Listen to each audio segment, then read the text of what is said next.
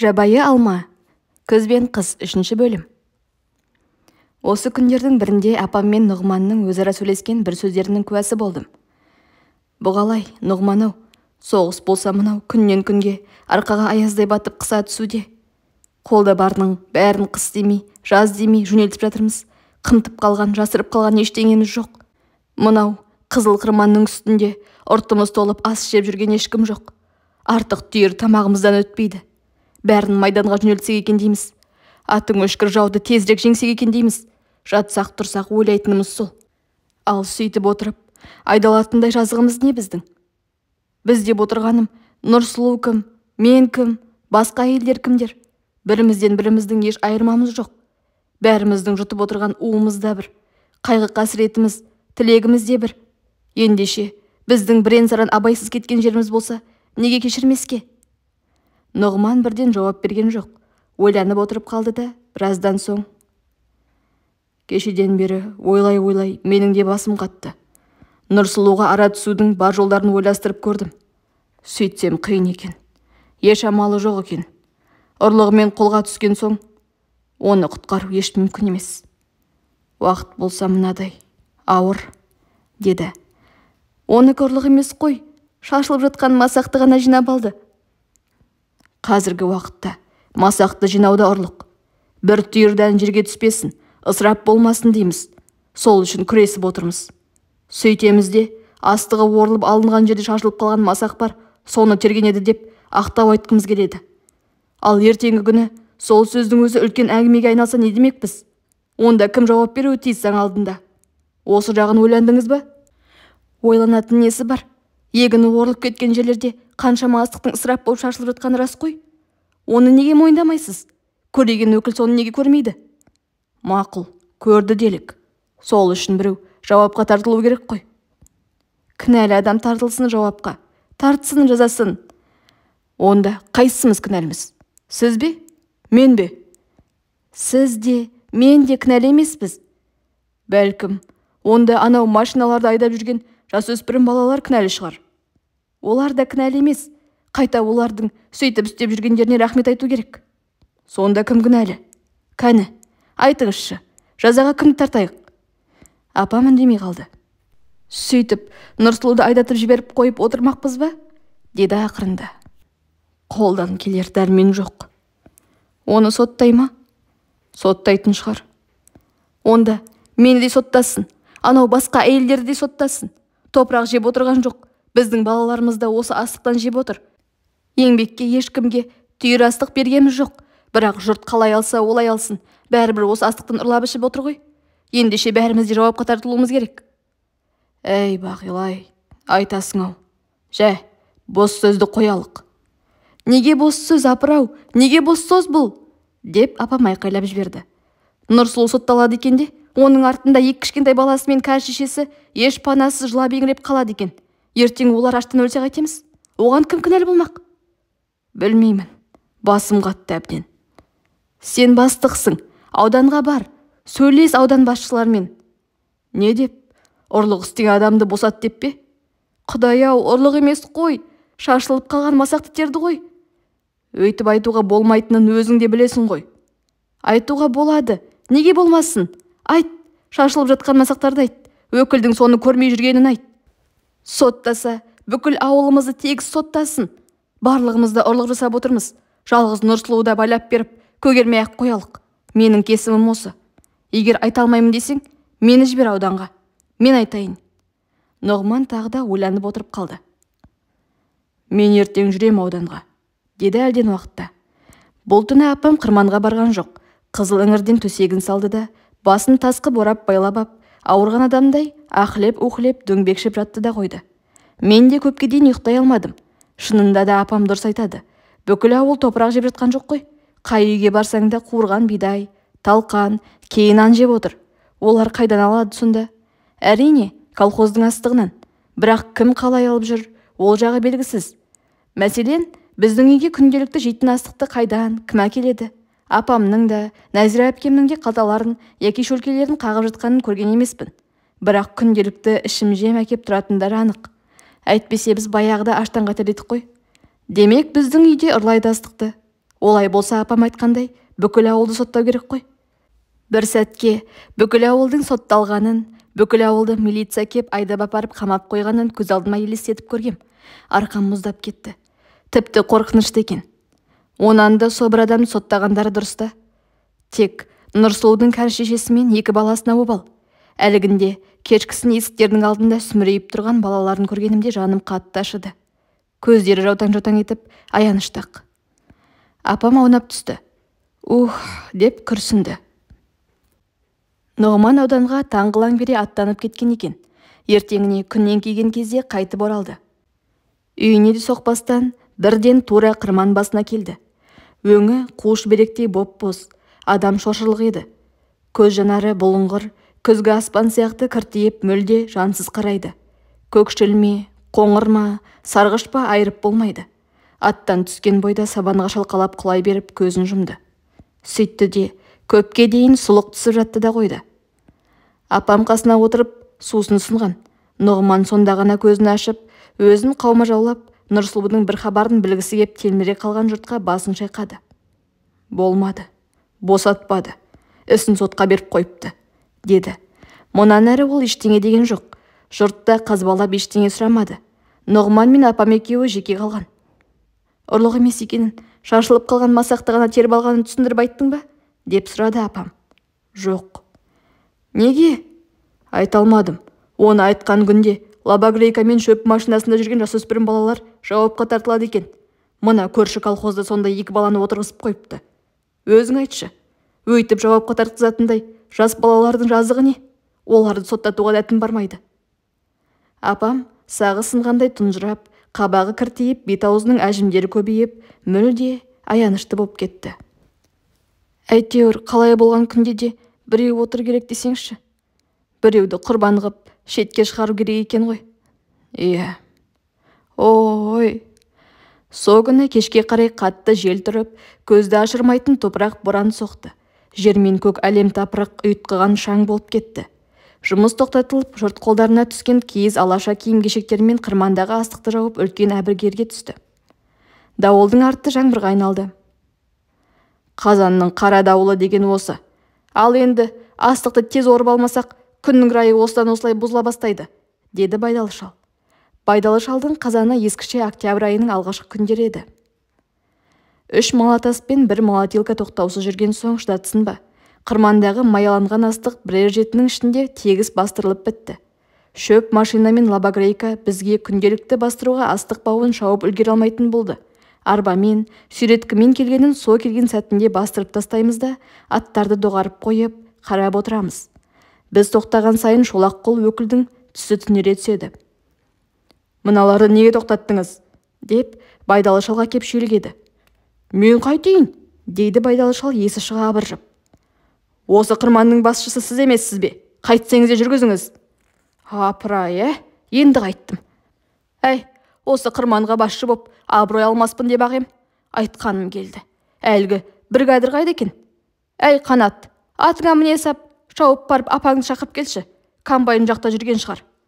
Мен торатқа міне сап, апамды шақырып келуге шаба жөнелдім. Бір жағына қарай ұрттай түсіп, торат түзу шаба алмайды. Мен де ат үстінде түзу отыруды ұмытып қалған сияқтымын. Бір жағыма қарай қисая берем. 2 белді асқан соң тоқтап тұрған комбайнның үстінен шықтым. Тракторшы Есенбай мен комбайншы Иван екеуі үсті бастары бет-ауыздары май топыраққа баттасып қап-қара ала болып, бірдеңелерді тықылдатып жөндеп отыр. Екеуі де өзіміздің ауылдың адамы. Тек МТС-қа механизатор болып келген. Есенбай жасы 50-ден асқан, 2 ұртының үстінен жалбырап тұратын сабалақ мұрты бар. Өзі көмірдей қара кісі. Трактор жүргізуді былтыр оқып үйренді. Ал Иван болса, көзі тұздай көкпеңбек, бүйраланған сары шашы шаң топырақ, маймен сірескен, өзі күлкішіл жасөспірім бала жігіт. Менің Нәзира әпкемнен бірер жас кіші. Комбайнның оқуын ол да былтыр бітірген. МТС біздің ауылға көктем болса жер жыртуға, күз болса астық жинауға ылғи осы екеуін жібереді. Әуелгі күндерде еш тоқтаусыз тәп-тәуір-ақ жүреді де, бір аптадан кейін екеуінің шықыну дерті басталады. Комбайн яки трактор бұзылады. Оны екеуі екі жақтап ұзақты күн отырып жөндейді. Кешкісін бір айналып тағы бұзылады. Екеуі шамның жарығында түні бойы отырып жөндейді. Ертеңіне таңертең комбайн бір айналады да тағы тоқтайды. Біресе анау бөлшегі, Біресе мынау бөлшегі жоқ деп күндіз-түні мықшыңдап, қашан орақ аяқталғанша комбайн жөнеден көз ашпайды. Біздің Мұқан ағайдың екеуіне арнап шығарған өлеңі де бар. Есенбай мен Иван астарында комбайн болат темірден құйған 1/2 гектар егінді апта бойы жиған. Шықыну дертке шалдығып, сауықпай-ақ қойған. Өлең өте ұзақ, өстіп шұбыртып кете береді. Міне, осы Есенбай мен Иванның комбайнды ақтарып тастап, тықылдатып жүндеп отырған үстерден шыққам. «Ей, мынаның астына мінген аты қисық па, әлде өзі қисық па?» деді Иван ақсия күліп. Басын көтерген Есенбай да менің жалбақтаған түрме қарап күліп жіберді. «Бұ баланың аты да өзі де қисық екен», деді мәз болып. «Ие, қисыққа мінген қисығым. Жол болсын». Комбайндарының тоқтап тұрғаны, бүкіл жұрттың сырттарынан мазақ етіп Мұқан ағай шығарған өлеңді айтып екеуін мұқатып жүргені мүлде ойларына келер емес сияқты. Тіпті мәз-майрам. Қолдарына біреу түссе келеке, күлкі етіп қылжақ қылу бар ойлары. Мен апамды іздеп жүргенімді айтқам. Апаң ба? Апаң Балқантаудың басында, балдыр қоян қасында қырғауыл қуып кезіп жүр, қырғауыл одан безіп жүр, деп Есенбай балғасын тықылдата отырып тақпақта жөнелген. Иван оның сөзін екі дегізген жоқ, іліп әкетті. Қырғауыл жүні қызыл екен, құйрық жүні ызын екен, ал сенің апаң темір мылтық асынып, дұшпандарын басынып, қырғауылды көздеп атып, көздегенде көзден атып, Манар мен Карл дейтін пақырларды желкелерінен езіп жүр. Екеуінің сөздерінің соңын тыңдамастан әрі қарай жүріп кеттім. Жұрт мұрындарынан шаншылып, күндіз күлкі, түнде ұйқыдан айырылып жүргенде, бұл екеуінің жағасы жайлау, ойларында түк жоқ, іздегендері қылжақ. Тфу, ыза боп келем. Апам Манардың лабогрейкасының басында екен. Карл ұстамен Манар екеуі лабогрейканы енді ғана жүндеп болып қолдарын сабанға сүртіп тұрды. Апам екеуіне ат үстінен төніп кеп ұрсып тұр. Қамшысын үйіріп, екеуінде осып-осып жіберердей түйіледі. Әдіре қалғырлар, жүргізетін болсаңдар, дұрыстап жүргізіңдер де, әйтпесе көзге шыққан сүйелдей болмай құртыңдар көздеріңді. Табандарыңды тіліп, екеуіңді де фызоға жібертейін бе осы? Сомадай боп кететсе, есілдерттерің ойындарың осылғырлар. Бол тез, сүртіншектенбей, отыр машинаңа. Ертеден бері 3-ақ айналдыңдар, осы алақандай жерді. Бұзылып қалды ғой, деді Манар міңгірлеп. Ылғи күлімсіреп тұратын, ашулану дегенді білмейтін момын мінезді болатын. Әлгіндегі комбайншы Иван, мына ұста Карл үшеуі бір класста оқыған түйде жасты балалар еді. Әдейі бұзасыңдар. Кейбір керекті бөлшектерін бұрап, өздеріңе аласыңдар да, бұзылып қалды деп қарап отырасыңдар. Бәлем, тұра тұрыңдар. Екеуіңді мен әлі тергеуге алғызам. Қораларыңа колхоздың машиналарының саймандарын ұрлап тығып, екеуіңнің не істеп жүргендеріңді бір тексертем түбі. Олардың бәрі жарамсыз. Ескі саймандар ғой, тәтет-ай-ау. Жап аузыңды. Осы тұрған жерлеріңде мына қамшының сабы сынғанша пәре-пәрелеріңді шығарайын ба? Бүгін қай жері сынды ғане? Косоган шақ келмейді, ылғи сынып кете береді. Әдейі сындырсан қайдан шақ келсін? Айтам ғой, қаскүнемсіңдер екеуіңде. Ол неге сына береді әйтпесе? Манар үндеген жоқ. Ендігі жауапты Карл ұста қайырды. Аппарық, даусы шыңкілдеген, өзі тұтықпа болатын. Немістердің ішінде қазақ тілін тез үйреніп, етене боп кеткен еді. Жақсы, ағаш керек, мына ағаш жаман, деді қолдан жасалған косогонды нұсқап. Несі жаман? Қатты емес, тез сынып. Қайтсеңдер де бүгін осы аранын шауып бітіріңдер. Өздерің косогон болыңдар. Егер бітірмейсіңдер, менен жақсылық күтпеңдер. Онда ертең анау қораларыңдағы саймандарыңды тегіс ұстаға алғызып, өздеріңді қаматам, деді апам қатты ескертіп. Әй, Карл, сен бүгінде осы лабогрейканың басында бол. Түнде болса да шабасыңдар. Ұқтыңдар ма? Жарайды. Апам атының басын бұрып кетті. Мен соңынан ергем. Кетіп бара жатқанымда Манар маған күлімсірей қарап көзін қысты да Карл сыбырлап: «Қанат, анау дөңгелек әлі бар ма?» деп сұрады. Мен басымды изедім. Манар мен Карлдың әдеті бүкіл ауылдағы көздеріне түскен темір-терсекті жинайды. Өздеріне керектіні де, керексізді де жинай береді. Бір жылдан бері екеуі машина құрастырып жасап жүр. Кәдімгідей от алып жүретін, 4 дөңгелегі бар автомобиль машина жасаймыз деп бөседі өздері. Түнеу күні Карл біздің үйдің қорасынан мотоциклдің ескі бір дөңгелегін көріп, жатта келіп жалынып сұраған болатын. Сол дөңгелектің маған тіпті түкке керегі жоқ болса да, мен өзімнен өзім қитығып бермей қойғам. Қазірде сұрап тұрғаны сол. «Әй, Қанат, жүр!» деді апам. Мен мұнан әрі қарай алмастан шаба жөнелдім. Әлі ол дөңгелек үшін екеуіңді тала жалындырармын деп қойдым ішімнен. Манар мен Карлдың достығы біздің ауылда аңызға айналған. Араларынан қыл өтпейді екен десетін. Екеуінің қалай танысқандарын бір рет естігенім бар. Немістер келген кезде оларды көшіріп әкелуге станцияға біздің ауылдан барған арбаның бірін Манар айдап барады. Біздің Манар жұқалтаң өңді, сүйкімді, қыз мінезді бала ғой. Ал осыдан 3 жыл бұрын тіпті кішкентай кезі. Өзіне бір қараған бала үйріліп, дос болғысы кеп тұратын. Ерекше бір қасиеті бар бойында. Міне, сол Манар үлкен адам сияқты бір арбаның иесі бір өзі боп тұрғанда, қасына осы құралпы бір немістің баласы келеді. Екеуі сөйлеседі, бірақ бірінің тіліне бірі түсінбейді. Сонда да бірін-бірі түсінген адамдардай-ақ күліседі, қол алысады. Бірі Карл деп, екіншісі Манар деп өздерінің аттарын айтады. Содан екеуі айырылмайды. Карлдың жалғыз кәрі шешесі бар екен. Басқа колхозға кетпек боп тұрған жерінен екеулеп жүріп Манардың арбасына ауыстырып отырғызады. Сөйтіп ауылға келісімен Карл мен шешесі даярлап қойған басқа үйге бұрылмастан тура Манардың қарсы үйлеріне барып кіреді. Манардың да жалғыз кәрі шешесі бар болатын. Балалары тәтті дос болғаннан кейін екі кемпірде бір-бірінің тілін ұқпаса да ыммен сөйлесіп жақсы көрші боп кетті. Манар мен Карл екеуінің түрлерінде де, жүріс-тұрыс мінездерінде де бір ұқсастық бар. Екеуі де күліп тұрады. Басқа өздері қатарлы балалар сияқты көшедегі шығып, дарақтап жүргендерін бір көрмейсің. Ылғи шыққылап бірдеңе істеп жүргендері. Өткен қыста, ахат тұста соғысқа кеткеннен кейін колхоздың ұста дүкені 2 айдай жабық тұрды. Ақыры бір күні шөп тартып жүрген бір шананың шен темірі босап, соны жөндеу үшін сол кездегі бригадир Байдалы шал дүкеннің аузын ашқан. 2-3 шал көрікті қыздырып, енді темірді қалай пісіріп, қалай соғарларын білмей бір-біріне олай ет, бұлай ет десіп, керілесіп тұрғандарында үстеріне Карл мен Манар келеді. Карл үн-түнсіз кеп қызған темірді төске салып тарсылдатып соға бастайды. Қолы тіпті икемді, балға соғысы нық. Шен темірді әп-әдемі етіп тартып, әп-сәтте шегелейді де береді.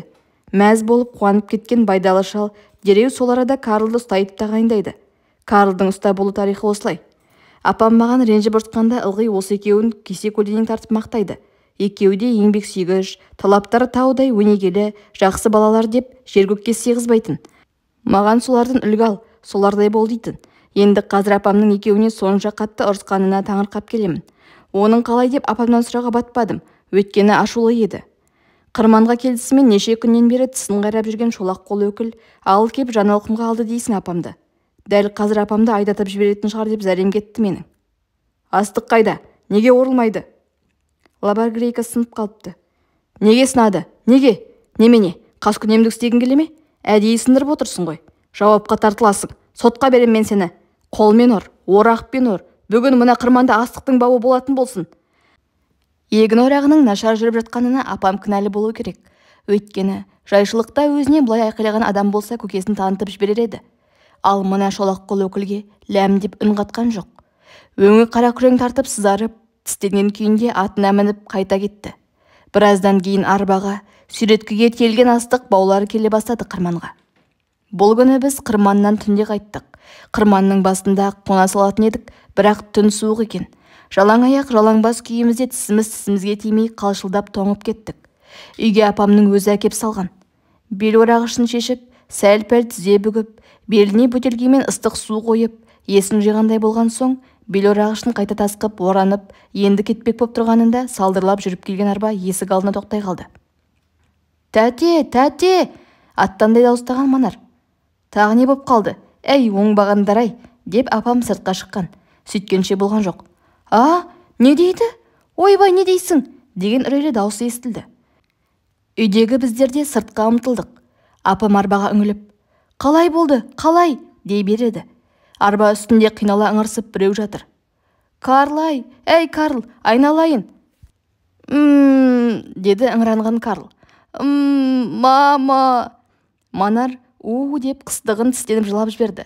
Онан соң жылай тұрып қалай болғанын айтты. Әлгінде ымырт кезінде қараңғылық әбден түсіп көз байланғанға дейін тағы бір екі айналым жүріп тастамақ болады.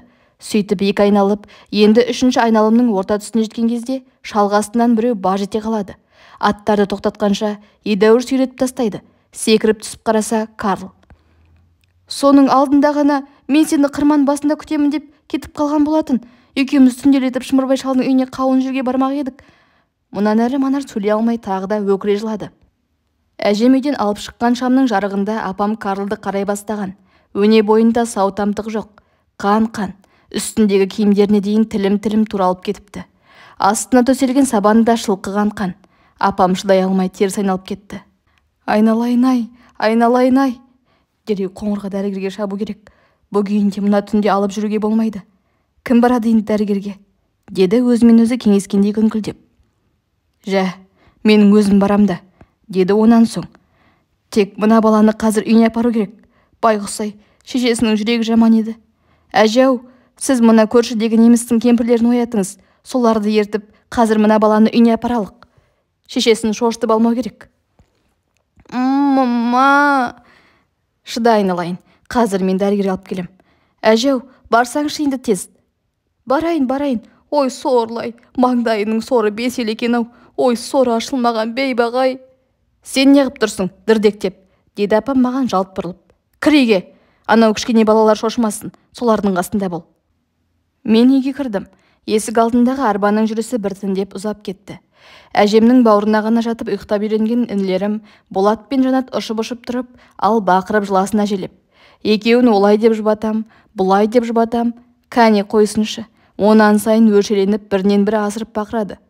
Олардың бақырған дауыстарынан қарындасым Жанар оянып кетті. Шошып ол жылай бастады. Не істерімді білмей дал болдым. Тіпті әрі-беріден кейін соларға қосылып өзімнің де жылағым келді. Әне, ашық қасқыр келеді, деймін. Әне, терезеден аю қарап тұр, деймін. Бәрібір қоймайды. Терезеге жүгіріп бардым да, оларға байқатпай тық-тық еткізіп қаға бастадым. Оғым, терезе қақып тұрған, дедім. Онан соң дәл сырттағы біреумен сөйлескендей. Бүбітай жындымын дейсің бе? Жоқ, ашпаймын есікті. Әжем де, апам да жоқ үйде. Ашпаймын. Жылап жатқан біздің үйдің балалары емес. Мұна Нұрсұлудың балалар ғой. Інілерім де, қарындасым да жылағандарынан сап тыйылып, көздері бағжаңдай үрейленіп, маған қарай қапты. Бүбітай жынды кеп тұр ма? Деді ересегі Болат. Иә, сендердің жылағандарыңды естіп кеп тұр. Қанат, біз жыламаймыз. Айтшы кет деп, біз жыламаймыз. Әй, жынды Бүбітай, кет аулақ. Біздің балалар жыламайды, дедім мен айқайлап. Бір сәтке өзім ойлап тапқан өтіріктен өзім қорқып, қараңғы терезеге қарай беруге жүрегімді ауламай, інілерім мен қарындасымның қастарына келдім де, солардың көрпесінің шетін жамылып жата кеттім. Жалғыз жатуға қорықтым. Бағана күндіз жынды Бүбітай біздің үйге келген, тоштан ұрып алып кетті, деді Болат тағы да. Қанат, бей қаяп жатшы, деді. Даусын шығаруға қорыққан Жанар сыбырлай қыңқылдап. Онан соң мені мойнымнан шап қысып құшақтап алды. Қанат аға, Болатқа айтшы мені құшақтасын, деді Жанат та қыңқылдап. Болат, сен үлкенісің ғой, құшақтап жат Жанатты. Өстіп жатып ұйықтап қаппыз. Бұл түн мен үшін өте қорқынышты түн болды. Тыншып ұйықтай алмай, қайта шошып ояна бердім. Ылғи бір қорқынышты түстер көрем. Ырысбек ауылдың барлық балаларын алдына салып ап, бәріңді де атамын деп, мылтығын кезеніп қуып жүреді. Мен есіктің алдындағы жиналу тезектің астына тығылып жатып ояндым. Енді бірде Манар мен үсті басы қан Карл екеуі құшақтасып ап күліп отырады. Бірін-бірі сүйіп қояды. Карлдың еттері ырсиып тілгіленіп, қаны тамшылап тұр. Тағы бір түсімде соғыс екен деймін. Ылғи әскерлер сапқа тұрып, сарт-сұрт жүріп кетіп жатыр. Тұманша қаптаған түтіннің ішіне кіреді де жоқ болады. Соларға қарап тұрғанымда, қолында жалаңдаған пышағы бар семіз адам екінші жақтан шыға келеді. Көзі шатынап, мені сойып жемек боп қуып береді. Мен жандармен ышқына қашам, бірақ түк жүгіре алмаймын. Апалап аттандаймын. Әлгі адам әне ұстады, міне ұстады дегенше дәрменім құрып, жүрегім үзіліп отыра кетем. Шошып ояндым. Жүрегім кеудеме сыймай, дүрс-дүрс етіп дірілдеп кетіппін. Үйдің іші ала көлеңке, майшам сығырайып жанып тұр. Түннің қай мезгілі екені белгісіз, әжем әлі жоқ. Кішкене балалар қаннен қаперсіз пысылдап ұйықтап жатыр. Неткен ұзақ түн. Тағы да ұйықтап кеткем, тағы да түс көрдім. Ауылда ылғи бір ұры иттер қаптап кеткен екен деймін. Баяғы қарағаншық, көкнайдың күшіктері шеттерінен ұры боп, тістерін ақситып ырылдап, жұртты үйдейіне қуып тығып жүр. Мен де зәрем ұшып үйге тығылып тұрмын. Терезенің алдында менің сыртқа шығуымды аңдып, тісі сақылдап, өзімнің қара күшігім тұр. Мені қаппақ. Құдай-ау, бұл бір бәле болды ғой, далаға шығып ойнаудан қалдық-ау, деп зар еңіреп жылаймын. Үй ішіндегі тықыр-тықыр жүрістен ояндым. Шам сөндіріліпті. Терезеден бозамық жарық түсіп тұр. Әжем жай намазын жайып, таңғы намазын оқығалы жүр екен. Әже, апам қайда? Апам қырманға кетті. Сорлы, соры қайнаған сорлы. Бүгін тағы ұйықтаған жоқ. Әжемнің даусында апама деген аяныш та, кейістік те, реніш те, бәрі бар еді. Ертеңіне түсте апам ыстық су ішу үшін үйге кірген, бірақ іше алмады. Өйткені әжем оған бірден дүрсе қоя берген. Бұл колхоздың жұмысы саған ғана керек пе осы? Құдай-ау, неге сонша қатал боп барасың? Деп. Апам тісі ауырған адамдай қабағы кіржиіп шытынап қалды. Бірақ үндеген жоқ. Неше күннен бері жөнді ұйқы көрмеген өңі әжімденіп, көзі кіртие қарайды. Мен іште әжемді қостап отырдым. Лобогрейкада, астық шауып жүрген шөп машиналары да мүлде тоқтап қалды. Ұста жоқ. Бүкіл ауылда темірді темірге қойып соғатын бір адам табылмады. Нұғман шапқылап ауданға қайта кеткен, ұста іздеп. 2 күннен кейін қайтып оралды. Бір ұста табылған екен. Оның өзі де кергіп, 3 күннен кейін ғана қолым тиіп бара аламын депті. Егін күннен күнге қурап барады. Енді біраз күн кідірсе, кейбір учаскелердің егіні жерге құйылып түсу қаупі бар. Жандармен кес, шалғымен шабу басталды. Мектепте әжетке жарайтын балалар сабақтан босатылып, қолорақпен астық оруға, орылған астықты жинауға жіберілді.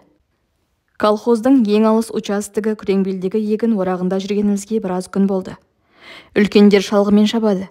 Біз балалар, орағымыз барларымыз орақпен орамыз. Орағы жоқтар орылған астықты баулайды. Бәрімізге күнделікті белгіленіп берілген норма бар. Таңқылаң бергеннен көзімізді жыртып ашып, шалғышы үлкендер бір қатар, орақшы балалар бір қатар боп тұрағап, жұмысқа кірісеміз. Сонан ұзақты күнге бел жазу жоқ. Күзгі аспан реңсіз, буалдыр түтін басқандай мұнартады да тұрады. Таңертеңгі дала сызды, салқын, жақ жүніңді үрпейтіп, өне бойыңды тітірентіп жібереді. Тек сәске кезінде ғана құрысың жазылып жылынасың. Дәл желкеңе шығып алған күннің көзі арқаңды шымшымдап қыздырып, пысынатып терлете бастайды. Төңірек тегіс шаңғытып кетеді. Құлағыңда тек сыр-сыр еткен шалғы мен орақтың сыбыстары. Көз алдыңда тек әбден қурап, сыңғырлаған мысық мұрт етін уыстай қырманыңдағы сабақтары сыңылдайтын сияқты. Абайлап ормасаң масақтары саудырап, сағағынан сынып түсіп жатады. Ештеңеге алаңдауға да, іркілуге де болмайды. Неше күннен бері егіннің сабағы сойғылап, көптей болған алақанның тұз уысындағыдай тызылдайды. Басың айналып, көзің бұлдырайды. Бірақ бәрібір сонда да ора беруің керек. Әйтпесе күндік нормаңды орындай алмай қаласың. Өзегіңді алып тезірек түс болуын тілейсің. Түскі тамақты ішіп, ес жиып, аз да болса дамылдағың келеді. Шалғы шауып жүрген Ырысбек жаққа әлсін қарағыштап, соның бір ауыз сөзін зарға күтеміз. Түс болғанда ол сағатын қолына алып ылғи «Демалыс!» деп айқай салады бәрімізге. Сол кезде қолдарымыздағы шалғы орақтарымызды жеткен жерлерімізге тастай береміз. Шалғышылар мен орақшы балалар 2-3-тен бірігіп, шөпті қалыңдап жауып, бір-бір көрке жасап алғанбыз. Сонымызға кеп дамылдаймыз. Біз Нәзира әпкем екеуміз бір күркедеміз. Бізден әрі Көлбай Керең мен Дүрия, онан әрі Эмма мен Гүлсара. Басқа 5 әйел мен Әжібек бастаған балалардың бір-біріне иен тірестірлер жасалған күркелері, ең шетте Ырысбек пен Зибаштың күркесі. Ырысбек күркесіне жете бере домбырасын қолға алды. Осы күні өзі бұрынғыдай мұңаю, күңірену дегеннің бәрін қойған. Көбіне краковякты немесе сол сияқты басқа да көңілді ән күйлерді ойнайды. Домбыраны шынағынан тық-тық дегізіп, шертіп қойып отырып, тирарара, тирара, трирарарарара, русский, немец и поляк танцевали краковяк, триля-лиля-ля-ля, триля-ля-ля-ля деп сампылдап әндетіп жөнеледі. Шөп күркелеріміз шошаң-шошаң етіп билеп тұрғандай боп көрінеді. Күй ырғағына еріксіз елігіп, тапыр-тұпыр билегін кеп кетеді. Мұнан кейін Ырысбек Зибашқа арнаған әндерін айта бастайды. Зибашай, қасыңның қара қиғашай, құрбыңды қалқам сыйлашай. Күрке-күркемізде отырып мәз боп күлеміз. Шаршағанымызды ұмытқандай сейіліп қаламыз. Жынды ғой, нағыз жындының өзі, деп Нәзира әпкем басын шайқап күле береді. Көп күттірмей ауыл жақтан ырғатылған өгіз арбамен түскі тамағымыз, сүт қатқан, кейде ішінде еті де болады. Кеспе көже келе жатады. Түскі тамақты ішіп, аз кем тыныстап алғаннан кейін жұмысқа қайта кірісеміз. Тағы да мұнартқан аспан. Жу-жу еткен шалғының, орақтың сыбыстары. Сыңғырлаған масақ мұртастық, бір орнынан жылжымай мөлейіп тұрып алған күннің көзі, тызылдаған алақан, көз алдың бұлдырап басың айналады. Күн батпай, кеш түспей зарықтырады-ау тағы да. Әбден сілеміз құрып титықтап кеп, күркемізге жете бере құлаймыз. Ымырт кезінде тағы да сүт қатқан кеспе көжені алып, өгіз арба жетеді. Апам келіп, орылған жерді сажамен өлшеп, кім нормасын қанша орындағанын айтады. Сонан соң өзі қонуға Нәзира әпкем екеуміздің қасымызда қалады. Түн салқын, киімшең күйімізде қисая кетіп, үйден әкелген ескі көрпемен ішік тондырға оранып, төңірегімізді шөппен қалыңдап қымтанып аламыз. Қураған шөптің арасында ермені болса да көпке дейін пысқырынып түшкірініп жатып ұйқыға кетеміз. Алайда апамның түн ұйқысының 4 бөлініп жататынын мен жақсы білем. Кейде ол тұрып кеткен кезде ірге жағымнан лап етіп азынап қоя берген суықтан тітіркеніп оянам. Күркенің сыртынан оның әрі бері жүрген аяғының дыбысы естіледі. Сәлден кейін қайтып кеп, қараңғыда сипаланып шетке жатқан Нәзира әпкемнің ірге жағын қымтап, ортадағы менің үстімді дұрыстап жауып, өзі ақырын ғана орнына жатады. «Апа, неғып тұрып жүрсің?» деп сұраймын мен. «Жай, от кетіп қалмасын деп жүрмін ғой», дейді. Мына Ырысбек деген түні бойы темекі тартады. Сонан көріп балалардың арасынан да темекі тартатындар шығып жүр. Дөңіректің бәрі қазір от түсте лап еткелі сыңғырлап тұр емес пе? Ұйықта, таңертең оятам. Апам шынында да ерте оятады. Шығыс жақтан таң қылаң беріп, төңірек ағара бастаған кезде барлық күркедегілерді аяғынан тік тұрғызады. Бірден тұрғысы келмей, жылы күркеде керіліп созылып, әне, міне деп жатып алатындар да бар. Апам ондайлармен әздектеп тұрмайды. Қамшымен жонарқыдан бір тартады. Жөнді ұйықтамағандықтан өзінің түсі суық, ызбарлы, ешкімді бетіне қаратпайды. Мұндайда апамның бетіне қарауға мен өзімде қорқам. Дала өте салқын. Жылы күркеден шыққан бойда дірдек қағып бүрсекте жөнелесің. Жалаң аяғыңды шөпке қонған ақ қыраушық қарып-қарып түседі. Орақты қолға аласың. Жүзін көк аязданған қырау тұтып қалған. Егін оруға кірісесің. Жез түтіктердей көк аязданған сабақтары алақаныңды қариды. Жу-жу еткізіп шалғышылар бастайды. Мен Нәзира әпкеме қараймын. Ол шалғысының жүзін жанып-жанып алады да құлаштап кеп сілтейді. Өзі шалғышылардың ең алдына түсіп алады. Әуелгі күндерде Ырысбек соңынан қуалай түсіп, бастырмалатпақ боп біраз әуреленген. Өкпесі өшіп, өзі өліп қала жаздады. «Мына қыз ба? Мына қыз жойқын екен», деді ақырында. Өзі Нәзира әпкеме қарағыштап сөйлескісі кеп бір-екі рет жақын келген.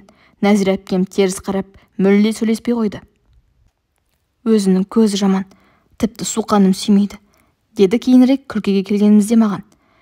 Кеше түсте демалысқа шығар кезімізде Ырысбек тағы да кеп: «Нәзира қалқам, осы сенің шалғың сиқырлау деймін. Кәне ұстап көрейінші», деп шалғын емес Нәзира әпкемнің білегінен ұстаған. Нәзира әпкем жылан шағып алғандай қолын тартып алды да өзі кейін шегініп шалғысын құлаштай ұстап тұра қалды. «Тура орып түсірем, кетіңіз аулақ», деді қып-қызыл боп түтігіп. «Қалқам-ау, Нәзира-ау, мен ешқандай да қалқаңыз емеспін сізге. Ендігәрі жақын жуышы болмаңыз». Нәзира әпкемнің түрін көріп, мен өзімде тіксініп қалдым. Ырысбек енді бір қадам жақындаса аяйын деп тұрған жоқ, орып түсіруге дайын. Ырысбек тайсақтап өз жөніне кетті. Күркелерінен Зибаштың оған шаң-шың етіп ұрысқаны, онан баж ете түскені естілді. Сірә Ырысбек бір қойған болу керек. Қасыма Әжібек келе қапты, қолында Ырысбектердің шәугімі. «Жүр, бұлақтан барып су әкелейік», деді. Мен күркеге кіріп өзіміздің шәугімді алып шықтым. «Нәзира әпкең дұрыс істеді», деді былай шыққан соң Әжібек. «Ол Ырысбекке сөйтпесе болмайды. Күле қарасақ бітті, мүлде ектеп алады». «Сен өзің оған неге су тасып жүрсің ендеше?» дедім мен. «Әй, Қанатай, баласын ғой әлі. Мұрныңа түктің иісі келмейді. Мен суды Ырысбек үшін тасып жүр дейсің бе?» «Жоқ, Зибашқа бола тасимын. Сорлыға жаным ашиды. Түнде түні бойы жылап шықты». «Неге? Ырысбек ұрып па еді?» «Жо, ұрып қайтеді оны. Онсыз да табанын жалауға дайын тұрған қатынды». «Онда неге жылайды?» Ырысбектің де бір жаққа кетіп қалды. Қайда? Білмеймін. Не көп? Жесір келіншектер мен қыздар көп емес пе? Соның біреуіне кетті де. Қалайша? Тфу, өзің бір мегеш екенсің ғой. Ал Зибаш ше? Зибаш қайтушы еді. Еңіреді де жатты таң атқанша. Әйтеуір қасында мен болдым. Сен не істедің? Әрі-бері жалынып жатқан болдым. Сөйтіп арқасынан құшақтап жатып ұйықтап қаппын. Ертеңгісін сенің апаңның қамшысы жонарқамды тіліп өткенде бірақ ояндым. Тіпті оңдырмай ұрыпты. Қараш өзің, көкпеңбек қып тіліп түскен. Сен апаң айтып қойсаңшы, тыйыш жүрген адамға өйтіп жөн-жосықсыз өз соқтығып қожаңдай бермесін. Қазір баяғы заман емес, ұрып соққанды көтеретін. Ато ерегістіре берсе, мен бір сол күні сіріңкен алам да тартып кеп жіберем астыққа қарай. Сонан кейін не істер екен маған? 100 жерден соттай берсін, сотыңнан қорқар мен жоқ. Біз бұлақтан су алып қайта оралғанымызда Ырысбектің домбыраға қосылып әндеткен даусы Гүлсара мен неміс қызы Эмманың күркесінен естілді. Адам тумас Эммадай, күміс шашты ақ маңдай, үлбіреген тамағы жаңа піскен алмадай. Өй, телеуін курсын ирисфек, жоғал шар, дейді шарылдай сөйлеген Эмма. Эмма ұзын бойлы, сары шашты, көк көзі мөлдір аспандай тұп-тұнық, жасы 25-тердегі неміс қызы. Өзінің қазақша сөйлегені қызық. Әжібек оған ылғи бірдеңе деп тиісіп сөйлетіп қояды да, оның қазақша қарғанып сіленіп ұрысқан сөздеріне өзі ішек-сілесі қатып күледі. Міне, қазір сол Эмма Ырысбекке ұрсып жатыр екен. Жә, Эммажан, өзің тіпті сауырыңа қол тегізбейсің ғой, дейді Ырысбек. Бізді күркенің аузынан көріп қалған. Әй, Әжібек, жүгірмек, суды бер әкел, деді дауыстап. Қап, көріп қойды ау, деді Әжібек өкініп. Онан соң, қазір, деп дауыстады да, тасалана бере шәугімнің қақпағын ашып ішіне түкіріп қойды. Кел, Қанат, сен де түкір. Түфәй, осы суды ішіп, Эммаға жады боп қалса екен. Шынымен Әжібектің түкіріп берген суының әсері болды ма? Білмеймін. Сол күні кешкісін Ырысбек Эмманың күркесіне бір жола ауысып көшіп алды да, Гүлсара басқа елдердің қасына кетті. Зибаш шашын жайып жіберіп, көл-көсір жылап, Эмманы қарғап-сілеп қала берді. Кешкісін апам келгенде болған оқиғаны естіп, қатты ашуланды. Ырысбекпен сөйлесуге Эмманың күркесіне барған. Апамның не айтқанын ести алмадым, бірақ Ырысбектің сөздері анық естілді. Күнім, жеңешетай, иманымдай шыным, мұны Эммаға мен өлердей ғашықпын. Бұрынғымның бәрі бекершілік бозбалалық екен. Енді, міне, Құдай қосқан қосағым осы. Күміс шашты, аймаңдай болады. Ант етем, деді қарғанып. Ертеңіне Әжібектің қуанышында шек жоқ еді. Бетіне қарасаң-ақ болды, езуін жия алмайды. Ыржиып күле береді. Бет-аузын қисаңдатып, көзін қысып қояды. Зибаш қалай? Деп сұрадым мен бір қалт еткенде. Қайтер дейсің? 2-3 күн жылайды да қояды ғой. Түнде сен қасында болдың ба? Әрине, жалғыз өзі қорқады ғой. Енді сен үйленесің бе? Ақмақ, маған әлі 4-5 жылсыз үйленуге болмайды. Оған дейін Зибаш тағы біреуге тиіп кетсе қайтесің? Жоқ, енді басында Тұрғайдың миындай миы бар болса, тимес. Басына тас тиді ғой. Нешауа, өзі былай жылағанын қойып, есін жиған соң айтам ғой. Не деп? Менің ер жеткенімді күт деп. Әй, Қанат, неғып қарап тұрсың? Деді осы кезде Нәзира әпкем. Осымен Әжібек екеуміздің сөзіміз үзілді де жұмысқа кірістік. Бұл күні кешкісін апам біздің қасымызға қонуға келген жоқ. Орылған жерді Бектай есепшіге бөлшеді. Апаларыңды ауданға шақыртып кетті, деді біздің сұрағымызға. Апамнан 2 күнде еш хабар болмады. Бізде де пәленде ештеңе бола қойған жоқ.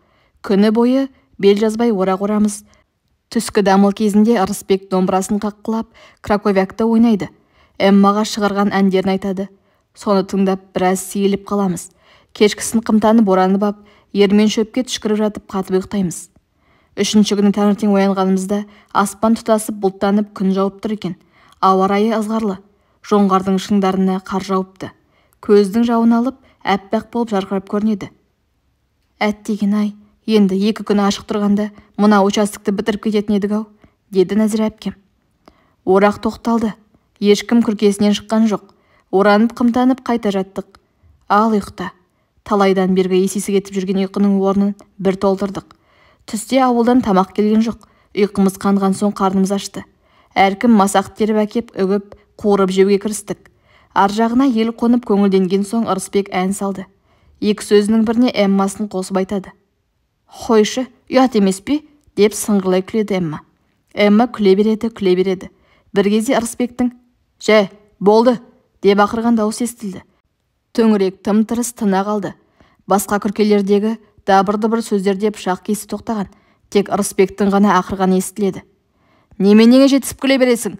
Кет кәне, кет! Көрінбе көзіме!» Сәлден кейін Ырысбектің даусы күңірене шықты. «Ой, дүния, не боп кеттің? Не боп кеттің? Жазың қайда жадыраған, жарым қайда күлмес жалған, қызық қайда көрген түстей. Отырмын мен, неге у ішпей? Маңдайыма жазылмаған шынармай, сұм тағдырдың жетегінде кетерміз бе, адасумен осылай. Өрт боп лаулап күйіп жанып барам. Қор болдым ғой, қор қылдың ғой, қайтейін ай, бір кездегі асылым арманым. Дүрия, дүрия!» Мұнан әрі еңіреп жылап жібергенде болды. Біз, балалар, атып-атып тысқа шықтық. Ырысбек отырған күркенің аузына келдік топырлап. Эмма боп-боз боп құты қашып, анадай жерде тұр, дір-дір етеді. Ырысбек күркенің ортасында. Екі көзінен жас тарам-тарам ағып, екі қолымен кеудесін жылып жеп, уқалап отыр. «Күйіп барам, өртеніп барам, алсаңшы мені сұм тағдыр. Неден жаздым, неге бүйтіп қорлайсың?» Біз, балалар, не істерімізді, не жәрдем етерімізді білмей қарадық та тұрдық. Бір кезде біреу кеп біздерді екіге бөліп ығыстырып алға өте бастады. Дүрия екен. Мұның да көзі бұлаудай сорғалаған жас. Ұмтылып барып Ырысбекті құшақтап отыра кетті. Екеуі құшақтары айқасқан күйде сағынысып көріскендей бірін-бірі аймалап, басқа дүниені тегіс ұмытты. Біз бұрылып өзді-өздеріміздің күркелерімізге кеттік. Көлбай керең өз күркесінің аузында тау жаққа қарап отыр екен. Өңінде ашу да, ыза да, күйіну де білінбейді. Кеңірейген мең-зең отырыс. Сол күні кешке жақын апам келді. Бұрынғыдай атпен емес, жаяулап үсті-басы су-су боп келді. Ауданын қайтысымен үйге де көп кідірместен бізге тартыпты. Ырысбек мазаларыңды алмадым екен деп, осы 2 күнде қужанымды шүберекке түйіп жүрдім, дейді. Мазалап көрсін, бақ еткізіп шалғыны бірақ сұғып алайын, деді Нәзира әпкем. Осы мен үшін қорыққаныңызды қойыңызшы. Иә, өзіңізді ауданға жай шақыртып па?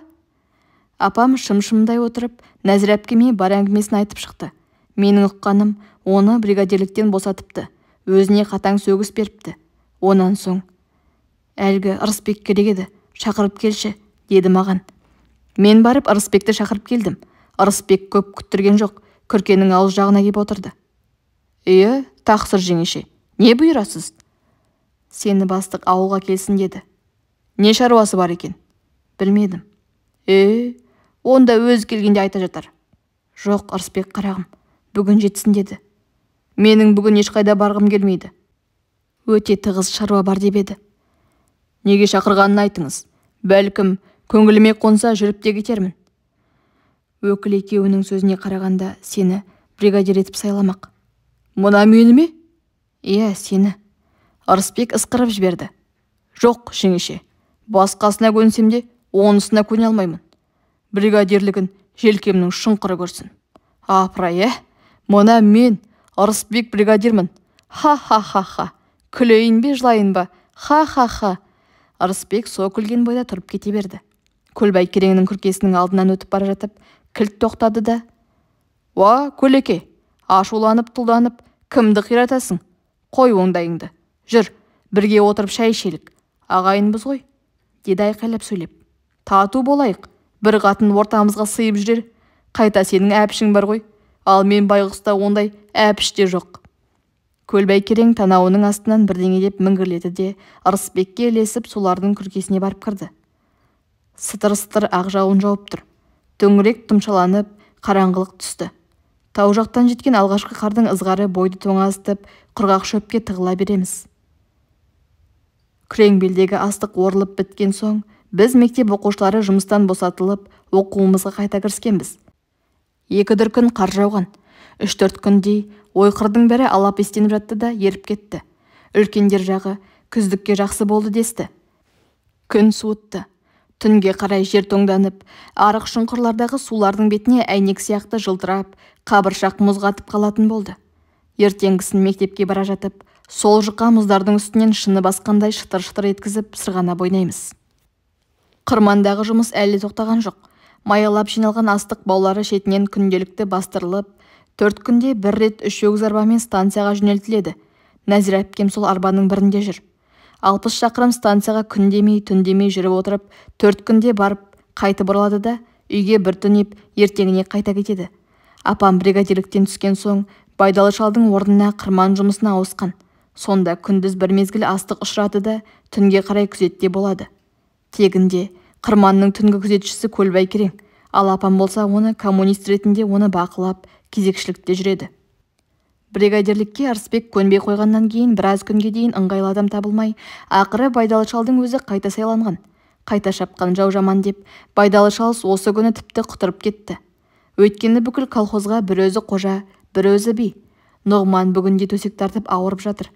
Шолақ қол өкіл болса, оның үйінен кетіп, Байдалы шалдың үйінде тұрып жүр. Соны арқалана ма, кім білсін, ешкімді бетіне қаратпайды. Бұрынғы әзіл қойлықтың бәрін қойған, ылғи ашулы жүреді. Көзі шатынап, ақыра боқтап ұмтылғанда зәреңді алады. Өзі көк мауытымен тысталған жаңа бүрік тіктіріп киген. Сонысын бір шекесіне қарай шек-шейтіп қойып, ұртынан асыбайын бұлтита тығып, торы жорғаның үстінде бір жамбастай қисайып, көшенің ортасымен салдыртып өткені сәнақ. Әжібек болса, оның көзіне түспеуге тырысып, қашып пысып жүргені. Қап, мына қақпастың дәуірлеу ая, Ырысбектің мылтығын сұрап ап, бір күні қособаның түбінде қоса кетті дегейсің, дегізсен бе екен, деп кіжініп қояды. Бірақ айтарын айтқанмен өзі Байдалы шалдың қарасы көрінгеннен зытып береді. Соңғы кезде біз Әжібекке бұрынғыдай табынуымызды қойғанбыз. Біздің алдымызда беделі онша емес. Анау күні күрең белден қайтып келе жатқанымызда жолда өзін Зибаш аямай ұрып тастады. Сірә Әжібек оған, мен ер жеткенше күт, өзім үйленем, саған ғашықпын деген болу керек. Өзі ішқұса боп, Ырысбектің қорлығына ызаланып, күйініп жүрген келіншек жол бойына қолына түскен көк шыбықпен Әжібекті қуып жүріп соқты. Өзі жүйрік екен. Қанша жөнелмек болған Әжібекті екі ататпай қуып жетіп, жайрағыр, қотыр итім, сен де құтырайын дедің бе? Ендігі қалғаны сенің мазағың екен ғой, деп ыза қорланып жылап жүріп, көк шыбықтың астына алған кезде Әжібектің пәре-пәресі шықты. Сонан бері біз Әжібектің күшіне шек келтіретін болдық. Әйелден таяқ жеген соң-ақ құны белгілі ғой. Алайда Әжібектің өзі ылғи, мен оған бәрібір ғашықпын, сондықтан да ол ұрғанда қолда көтерген жоқпын, қашқанда жоқпын деп ақталады. Сабақтан кейін күніне бір рет Ырысбектің үйіне соғып кетеміз. Ол қазір жалғыз өзі тұрады. Жұмыс атаулының бәрінен бас тартып, ертеңді кеш үйінде отырады. Сурет салады. Паспортқа жапсыратын кішкентай суреттерді үлкейтеді. Кәдімгі ақ қағазға әдемілеп бояп салған кезде айнытпайды әсте. Ауылдағы шал-кемпірлер Ырысбектің бұл өнеріне өлердей тәнті. Соғыста қаза болған балаларының кішкентай суреттерін әкеп, жалынып жалпайып үлкейттіріп ақ жатқандары. Бар дәмділерін Ырысбектің аузына ұстап, жандар қалмайды. Сондықтан Ырысбектің тамағы тоқ, ыңырсып әндетіп отырып сурет үлкейтуден жалықпайды. Біз оның салған суреттеріне қызғамыз, аузымыздың суы құрып мақтап, әңгіме етеміз. Кей күндері Ырысбек біздің біреуімізді жұмсап, хат жазып жіберіп, Зибашты немесе Эмманы шақыртып алады. Үйін сыпыртып, кір киімдерін жуғызып, тамағын жасатады. Кейде 2-3 күнге дейін үйінен жібермейді қояды. Зибашты шақырғанда, Зибаш-ай, байыңды қалқам сыйлаш-ай, деп әндетсе, Эмманы шақырғанда, адам тумас Эммадай, қол аяғы балғадай, деп әндетеді. Зибаш та, Эмма да Ырысбектің қылықтарына үйренейін деген, не айтса да көнеді. Шақырса тоқтаусыз жетіп келеді де, қуса бұртаңдасып ашуланған боп кете береді. Бірақ ешқайсысы кек тұтып тұлданбайды. Бұлардың ісіне ауылда тегіс үйренейін деді.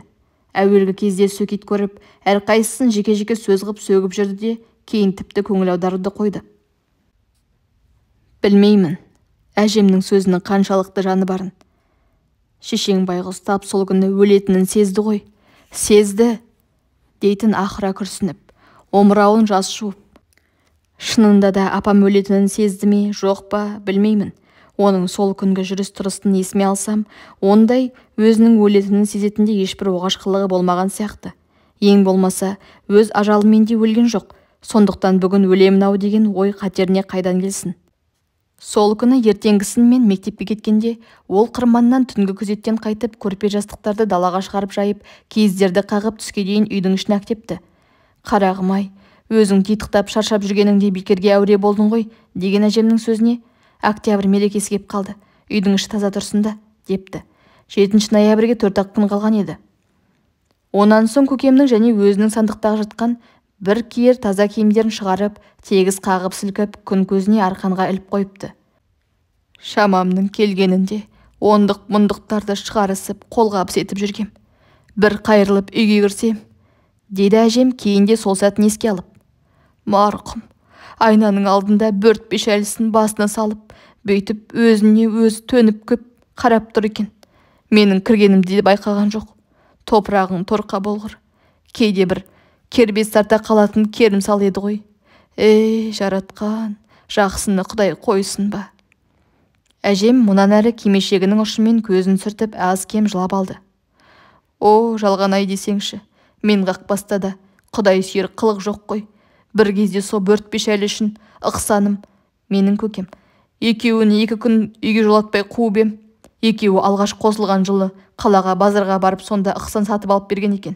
Келген соң әже Байғазы деп әлгі бөртпе шәлісін басына салып, келінім ыздиып алдыма келе қалды.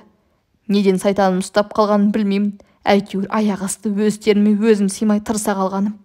Қараңғы алғыр деп қолыма түскен сабаумен тұра ұмтылдым. Ол күнде енеге тура қарайтын келін қайда? Тұра қашты. Тіпті бесіп кетті. Ықсаным бірдеңе деп ара түскендей күңкілдейді. Қатын жанды, жайрағыр деп сабаумен салдым кеп. Ол да шыбын-шіркей боп безді. Содан екеуі менен қорқып 2 күнге дейін үйге жолай алмай жүрді ғой. Нұрсұлудың үйіне қонып жүрді. Сонымды кеп көрмеген қос қарашығым. 2 күннен кейін екеуі ыржиып күліп алдыма кеп тұр. Әже-ау, неден жаздық? Ең болмаса айтып ұрыстаңызшы дейді. Неден жазғандарын өзім де білмеймін. Ашуымнан да оңай қайтқым келмейді. Сабаумен екеуін 2 салдым. Қолымның қайратының бар кез емес пе? Байқаймын, екеуіне де батып кеткен сияқты. Бірақ сыр бермейді өздері. Со ыржиып күлген кейіптері. Бір ауық ашуым тарқап, қыбым қанғандай болды. Міне, сол бөртпе шәліні содан қайтып менің көзіме көрсеткен емес. Бір жаққа барса үйден жасырып алып шығып, сыртта ғана басына салады. Ана сыйлаған қарғаларым, енді міне екеуінен де айырылып, қутымар боп отырған отырыс мынау. Өлеріне көрінді ме? Тап сол күні әлгі бөртпе шәлісін басына салып, айнаның алдында өзіне өзі төніп қарап тұр екен. Қазір ойласам, бой түзеген екен ғой күнімнің. Бір кез мені көріп, жаман қысылып қалды. Балаша қызарып. Әжеу, мына бөртпе шәлі енді менің не теңім, осыны Нәзира әшіме берсем қайтеді деді. Өзің біл қарағым дедім де қойдым. Үстінен аңдып кіргендей болғаныма, өзім де қысылып, қайта шығып кеттім. Марқұм, тап сол күні өлетінін сезді ғой, сезді. Мен сабақтан шыққан соң үйге қайтып келе жатып, арық шұңқырлардың бірінде ертеңгісін өзім сырғанап өткен қабыршақ мұздармен тағы да сырғанай жүргем. Бір шұңқырда түске қарай жіпсіген жұқамыз ойылып кетіп, белуарымнан балшық суға шолп етіп түстім де кеттім. Басқа балалар ішектері түйілгенше күліп, сандарын шапақтап, мазақтап, қыран-топан күлкіге батты. Шұңқырдан сүмелтіп, әзер шықтым. Үстім сығып алғандай су болды. Жуырда ғана қолдан сырылған шарығым мен мақталы қалың шалбарым шұңқырдағы судың тең жарымын сорып алған сияқты. Үйге таяй бергенімде апамды көріп қорыққанымнан еңіреп жылап жібердім. Бірақ апам ұрысқан да, ұрған да жоқ. Су киімдерімді дереу сыпырып шешіп алды да, көкемнің жейдесінен кішірейтіп тіккен жейдені кигізді. Сөйтті де, шалбарын кипкенше отыр деп, көкемнің жағалы қара пальтосына орап отырғызып қойды. Біз үшін көкемнің үйде қалған әрбір киімі баға жетпес қасиетті бұйым еді. Апа, көкемнің пальтосын енді кім киеді деп сұрағым келеді. Бірақ сұрауға батпаймын. Өйткені көкемді сөз ету жанды жараның аузын тырнаумен бірдей. Ол туралы әрқайсымыздың ішімізде жатқан құпия бар. Мейлі қара қағаз келсе де, жүрегіміздің түбінде сөнбеген үміт бар. Сенің оқуыңды тексеріп, қадағалауға да мұршам болмай кетті. Сабағың қалай? Деді әлден уақытта апам. Жақсы, дедім мен пальтоның жағасына тұмсығымды тыға түсіп міңгірлеп. Егер апам қанша бесің, қанша төртің, қанша үшің бар деп қазбалап сұрай бастаса, әрине таяқ жейтінім анық. Өйткені бұл 90-да үштерім көп еді. Сондықтан мұнан әрі сұрамаса екен деп қалпылдап жаным шығып отыр. Апам қазбалаған жоқ. Оқуыңды жақсы оқысаңшы балам, деді де қойды. Онан соң белін тас қып орап қырманға кетуге жинала бастады. Әжеме, мына Нұрсұлудың үйіне бағанағы астықтан бірер шелек кіргізіп беріңіз, балалары ашығып қалмасын, деді. Сөйтіп апам түс ауа қырманға кеткен. Ертеңіне таңертең күн шықпай жатып, есігіміздің алдына аттандап Көлбай керең жетті. Ойбай, ойбай, айырылдым Бағиладан, айырылдым, ойбай. Біз төсегімізден ұшып тұрдық. Үйге апыр-топыр ауылдың қатын-қалаш кемпір-шалдары толды да кетті. Кейіннен Көлбай кереңнің үлкендерге апамның өлімі туралы айтқан әңгімесін әлденеше рет естідім. Түн жарымында қырманға тұтқиылдан салтаттысы бар, арбалысы бар бір топ адам сау ете қалады. Ес жиғызбастан Көлбай кереңді бір-екеуі кеп бас салады. Апам моқтаулы мылтықты аласап кезене бергенше біреуі оны сойылмен ұрып жығады. Көлбай кереңнің аузына шүберек тығып, қол-аяғын артына қайырып байлап тастайды. Өздері арбаларына сықап астық тиеп, аттарына теңгеріп тайып тұрады. Осы кезде қайдан келгені белгісіз, әлгі қарақшылардың соңынан арпылдай үріп қарағаншық шығады. Біраз жерге дейін үріп барып, одан қайта оралып кеп Көлбайды иіскелеп қыңсылай үреді. Бағиланы барып иіскелеп, ышқына ұлиды. Ұзақ ұлыды дейді. Көлбай керең таң атқанша байлаулы күйінен тырп ете алмай жатады. Тек ертеңгісін қырманға бірінші барған Байдалы шал босатады. Менің апам сол түндегі сойыл тигенде қызылға етпеттей құлаған жерінде жатыр екен. Барып қозғап көрсе, әлде қашан жан тәсілім етіпті. Сойыл қате тиіп, қара құсын айырып жіберген екен.